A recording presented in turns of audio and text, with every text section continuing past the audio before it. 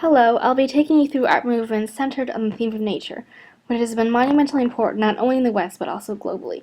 It's something that has both stasis and dynamism, in that it's probably one of the most accessible things to an artist, and has been there before and after the artist and his art, no matter the longevity. However, we all know that nature has the power to both create and destroy, and this power, among others, is a huge reason why art is so influenced by nature. I'm going to take you through these works chronologically, as I sometimes reference character traits from previous period. Okay, I'm going to talk a little fast, which I apologize for, but I have a lot of info to get to in 15 minutes. So our exhibit will be in a cabin, although a really nice one, because I feel like that's one of the man-made buildings that most lets us get in touch with nature. Here is the living room, and you can see the artworks displayed on the walls right here, but we're going to zoom in on each one individually. Our first stop is classical sculpture. This particular sculpture is a Roman copy set in a plaster cast of the Greek marble relief.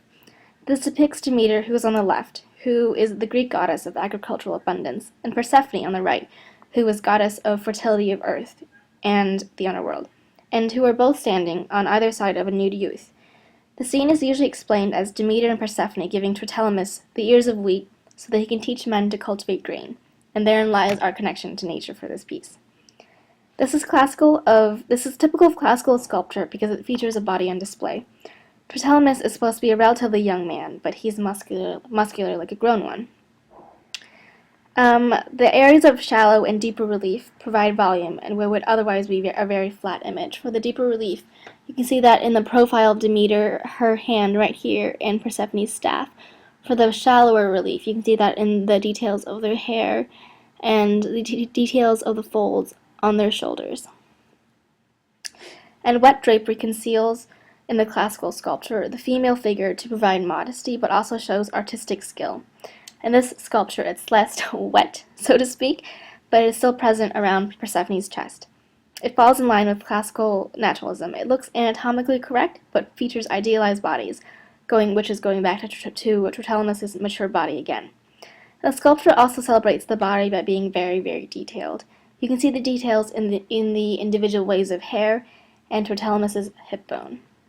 And classical sculpture honors gods and goddesses. Here the goddesses are physically larger in scale than Trotilemus, who was only a demigod.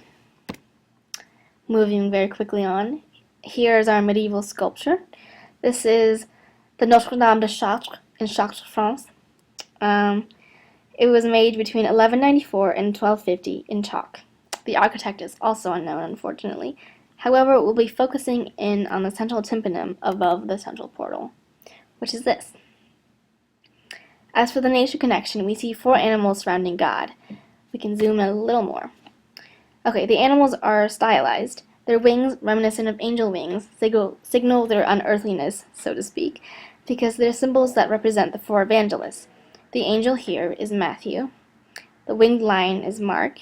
The winged ox is Luke, and John is the eagle. The sculptures in the medieval times were mostly religious because of the homogeneous Christian atmosphere. The sculptures are immersed in symbolism and iconography as well. You can tell who a figure is by their clothing or the things that they're holding. Back to the nature connection, one is able to tell who the evangelists are by their symbols, so nature and iconography work together. And saints, I can zoom back out, down here are holding objects of their martyrdom. So you can tell exactly who they are. And they obey the rules of sacred mathematics. Numerology is essential. 14 saints are depicted, and the balanced, even number agrees with the cathedral's need for order. The higher plane is considered more honorable than the lower. For example, heaven is higher than the earth, and here God is depicted higher than the saints. The sculptural program is extended to the smallest detail, and they use space very economically. For example, the shape of the bird here, and the angels sort of conform to the arch above them so they can fit in that space. The sculptures provided a link between earth and heaven, a tangible manifestation, as the earth is a physical manifestation of God's word. And their columnar figures are stylized, as the animals are stiff and not naturalized. And the god and saints are haloed. That's how you can recognize them, not hollow. And God is demarcated from other figures by his seated position. Okay, next up, Renaissance painting. This is Parnassus by Andrea Mantegna. Based on a 15th century poem by Battista Fierro, it's a representation of Mount Parnassus, and it features the allegory of Isabella as Venus and Francesco Gonzaga as Mars. The nature connection is pretty evident in this painting as well, I think. It's in the mountains and the grove setting. Renaissance works had the flow of a written story. According to Greek mythology, this mountain was sacred to Apollo and the nymphs, and the home of the Muses. And I think this depicts the 15th century poem pretty well. You can still tell they're in a grove, and it's a mythological scene. And right here, this could very well be Apollo with his lyre. They have lifelike figures, which are anatomically correct.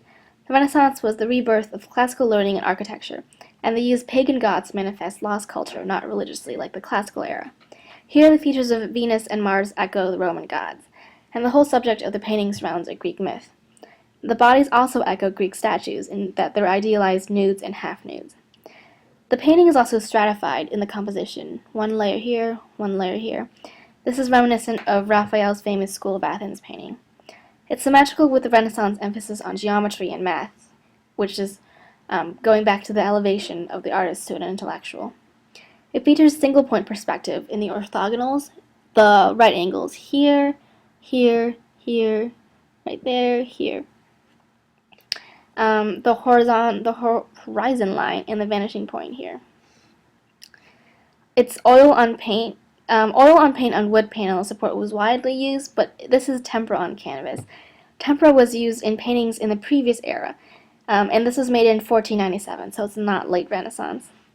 It features elegant, graceful figures and atmospheric perspective, you can see right here. It also features a relationship between figures, unlike medieval stiffness. Here you can see that they're gazing into each other's eyes, and they're holding each other's hands. The contours of the bodies are emphasized because of cartoons made before the paintings themselves. Here you can see it especially between the feet and the ground. There's no blending. You can see the contours very well. Next up is Baroque. This is the Union of Earth and Water by Peter Paul Rubens. The nature theme is seen here through elements of earth, which is seen in earth's abundance in the trees and the fruit, and water, which can be seen through the shells and the waves. After the church suffered a huge cataclysmic break in the early 1600s, it got more conservative, and nudity was not really acceptable anymore. However, here, because Rubens painted mythological features, it was alright. It features the alliance of Cybele, the goddess of earth, right here, and Neptune, obviously the god of the sea. And this falls in line with the Baroque because it looked at antiquity once again. However, the Baroque also featured sensual undertones. Cybele is naked and Neptune is clothed, but his drapery is falling off. Bernini, an exemplar of the era, was highly natural and not idealized in some of his works, but in his mythological works like Daphne and Apollo, the figures are very idealized. Here, the figures are idealized as well, because the men are muscular, and the women were painted in the ideal back then, and they are still anatomically and spatially correct. The paintings usually had drama, the theatrical, and diagonals. There's a slight diagonal of the two central bodies, here, and in the woman's arm and the man's arm, but they're not exaggerated. And the painting is not too dramatic, and it's pretty balanced by the two bodies mirroring each other. Right here, you can see in an inverted V. Paintings usually featured heightened emotion, but not really so here either. The gaze between Cybele and Neptune is not really anything dramatic. The Baroque often used dramatic details to seduce one back to the church. Not so much here, because, again, it's not religiously themed. Next up, in a very quick run-through, sorry about that, is the Romantic painting, the Wain by John Constable. It's based on a site in Suffolk, and the Wain, a type of horse-drawn cart, stands in the water in the foreground. Across the meadow in the distance on the right is a group of haymakers at work. The nature connection is in the river, the Wain, the meadow, and the haymakers. This is pretty evident, I think. The Romantic era painting first showed itself in landscape, even though landscape was on a lower scale than history paintings, well, historically. There was an interest in the irrational, dreams, feeling, and sentiment. Here, Constable focuses on nature. The whole painting is a nature scene. This painting has softer shadows and an idyllic pastoral scene. It's peaceful and dreamy. The lines are not too sharp, especially around the tips of the trees. You can see here, and the clouds, and the water also is pretty indistinct. Romanticism is a lot about the expression of the painter's emotions. In the Wain, it's clear that he was fond of this site in Suffolk because it's pleasant and serene. It features free handling of paint. You can see the looser application, the streaks of paint in the river, right here. Romanticism also can have high impasto, but not really here. The thick paint is not really apparent. Sometimes romantic paintings illustrate natural disasters and nature's power. The era, but not here. Again, it's a very peaceful scene. The era was also about the individuality of the artist. And here, it's a very small, intimate scene that would be inconsequential to anyone else, but it's something worth painting to Constable because it's special to him. Next up on our little trip is Impressionist painting. This is the artist's garden at Eragny by Camille Pissarro. The nature connection is again pretty evident. The woman is gardening. Pissarro used colored shadows instead of black tones, which is seen on the woman's shadow. See, here it's underneath her bent form, it's colored by darker green hues to demarcate her shadow instead of just pure black. The Impressionists used the leisure activities of the middle class as well. This painting could possibly contradict this, but the title suggests otherwise, that it's not a labor by peasants, that it's an artist's hobby as a rural leisure. Pissarro is painting nature and natural light in an outside scene. It's not a classical subject or mythological story, and he's not focusing on a human form. The woman is made of indistinct lines, and she's not composed of too many brushstrokes, as you can see here. The Impressionists were not interested in portraits. This obviously is not a portrait in the traditional sense, because you can't tell who it is, and you can't see her face. And there are no shadows or dark shadows or chiaroscuro of the past, as I've said before. He uses very bright colors. All the trees are very brightly green, and you can't tell if the yellow colors right here are supposed to be further back or not, because the color is so vivid, which creates very little depth in a flat painting. You can clearly see dabs of paint in the flowers and the vegetation, and the short broken green brushstrokes of shadow right here. A painting which gives the painting an unfinished sketch-like appearance. It's not smooth like Raphael, where you can't see the brushstrokes at all. Here, next up, is our modernist painting, The Garden by Henri Rousseau, another French guy. Made in 1910, oil on canvas. This is a portrait of Rousseau's Polish mistress lying naked on a couch to the left of the painting, in a landscape of jungle foliage. This is the last painting before his death and considered his masterpiece. The connection to nature is in the jungle scene, obviously.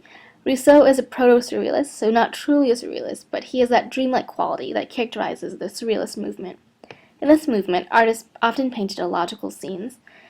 One interpretation of this painting by art critic André Dupont is that it depicts a woman reclining on a couch in Paris, dreaming that she is listening to a flute player in the jungle. So again, it has that dreamy quality.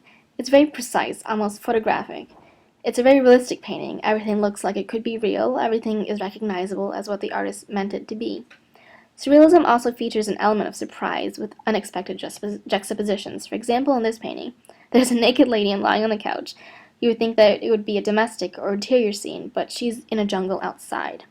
She's also beckoning to a flute player, almost imperceptible in the bushes, right here, which doesn't seem to make a lot of sense. Two tigers are also poking their head out, but the lady has no reaction to them at all, which is, again, strange. Modernist paintings in general are meant to break with the past, and it still centers around the Romantic era subjective dreams, but the paintings are sharper, and it's not about emotions or specifically nature, as a rule. There's a break with the reality of Impressionism and its sketch-like appearance. The female nude, it's not about the traditional pudica position, the covering of the breasts and genitals. It's more so a Greek body on display than Goya's aggressive gaze in the Romantic era. She's not looking at you, she's not implicating you.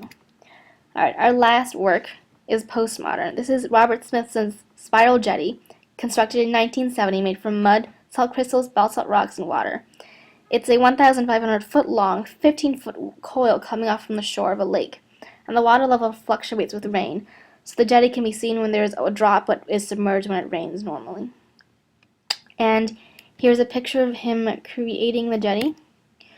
It's not really sculpture, it's massive, and it lays flat in the water as if it were a part of nature. It challenges our traditional conception of what makes a sculpture. Challenging the past is really important. It's also immutable and ephemeral. Lots can happen to it sitting in the open. It's not mollycoddled in a museum under glass. and it can't be seen if it has rain. It's not in a gallery, and you can't get a good view of it except aerially. The artist didn't make it by hand.